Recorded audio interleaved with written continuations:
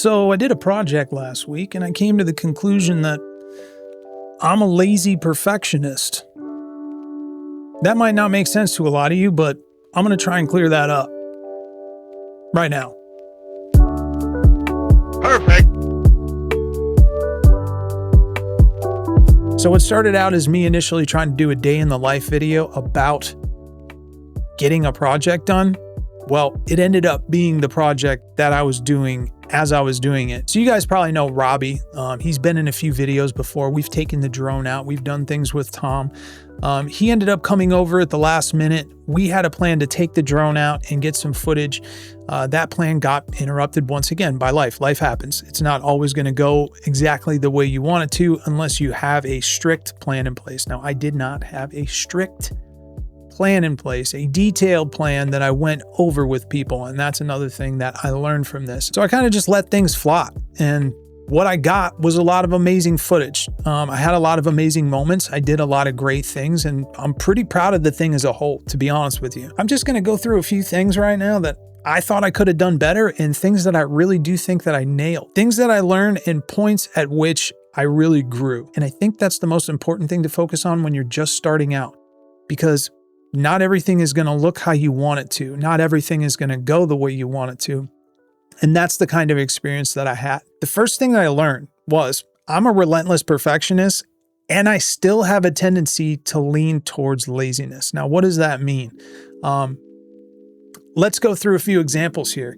There were times where I set my camera up and I didn't have a plan for the angle. I just set it up in whatever position that I thought would look good. Sometimes I didn't even know if a position would look good ahead of time. I just set angles up. I didn't really pre-plan. There's certain situations where I had key lights and fill lights just blasting into the camera.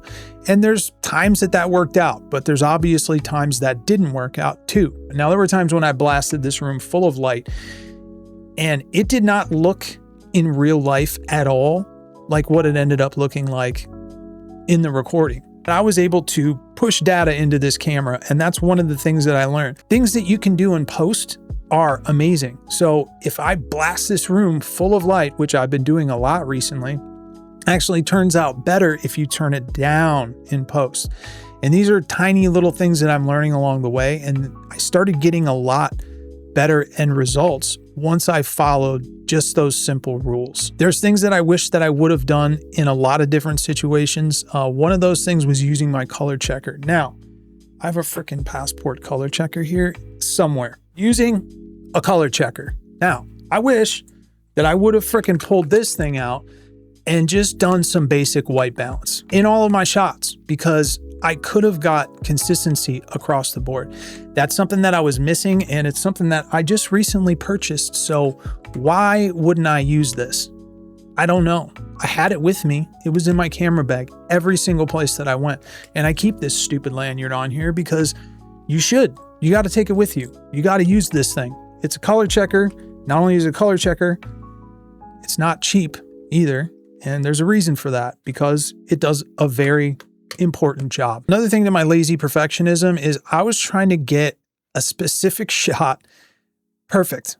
I used the same shot or angle several times throughout the project. There were certain situations where I had to plan to not plan, but this situation was something that was just me obsessing over getting something right.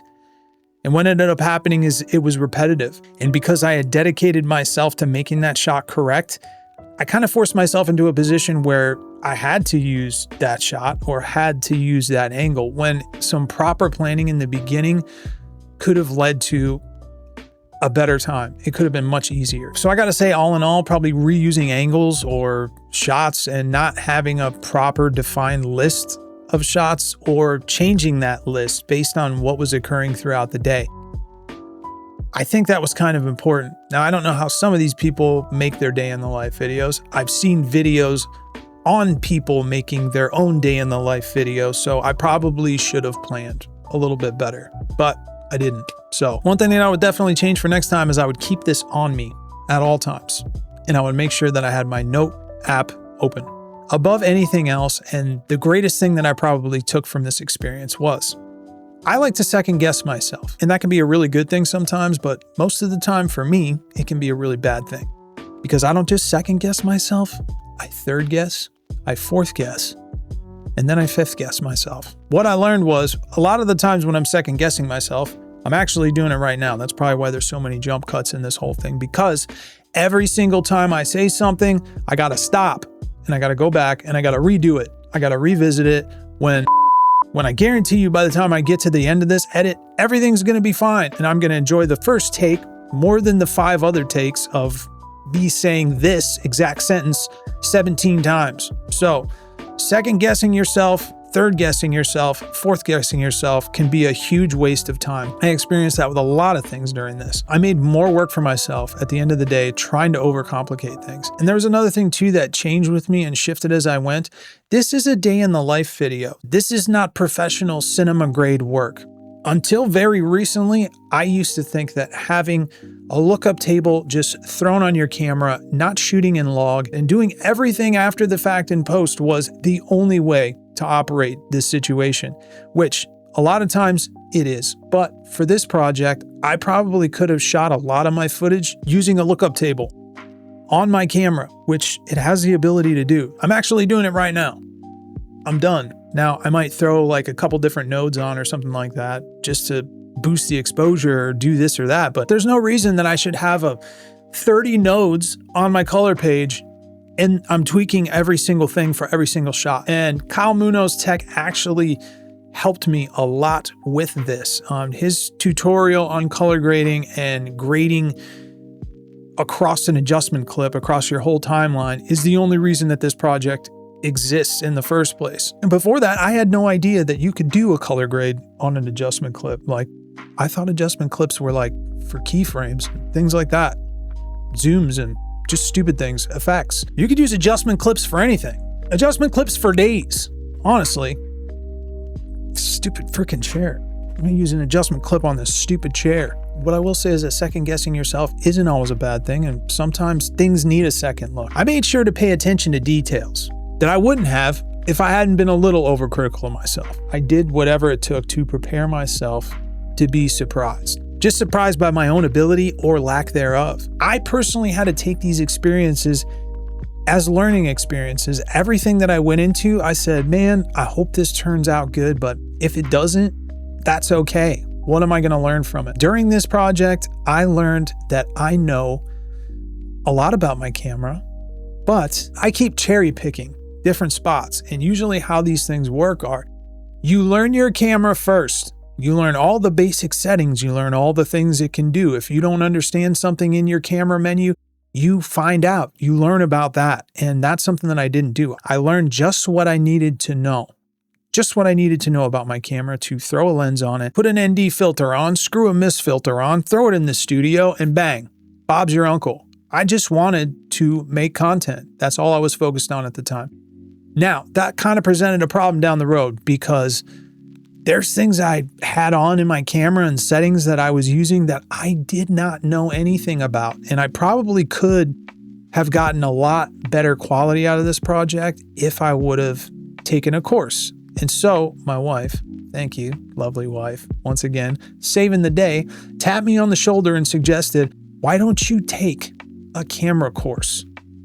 I thought this was stupid. I thought this was going to be a photography course, an art course, something, anything other than what it was. I started searching and researching people, creators that use my camera, because I said there has to be something out there that I can get for cheap or free that'll show me everything I need to know about this specific camera. So I went ahead and took the Lumix Master Class by Dustin Armstrong. And I'm only about halfway through it, and I'm super surprised at this point how much I could have utilized some of that knowledge about my camera. Just base knowledge about my camera, different settings, and I also slapped one of his LUTs on the camera. So I have a baked in LUT rolling right now, and I'm just gonna be shooting my studio content like that from now on because I'm not gonna waste my time in the color page just grueling over perfection. Now, when it comes down to day in the life type videos, which I think I'm going to start doing every other week. So every other week, I'm going to put out a day in the life video. It is not going to be a 3-day in the life video. at all whatsoever. I'm not doing that. That was grueling because it took the whole 3 days. Every single day I recorded, I edited. And if I would have taken that 1 day's worth of footage and I would have edited it over at least 2 days or maybe 3 days and maybe posted some rough cuts, I think what I would have came up with would have been much better. If you want to check out my project, it's called 3 Days, the project that changed me. I'm going to go ahead and leave a link to it in the video or like right there or there. You guys have a great week. I had a great time tearing myself to shreds and loving every second of it. I think I enjoy this more than anything else. So I hope you got something out of the video. If you did like it, leave a like, subscribe. Let me know how you felt about it in the comments. Let me know what you're working on. I don't know. I want to see stuff. I want to hear stuff from people. Please don't be afraid to comment. All right. Take it easy, guys.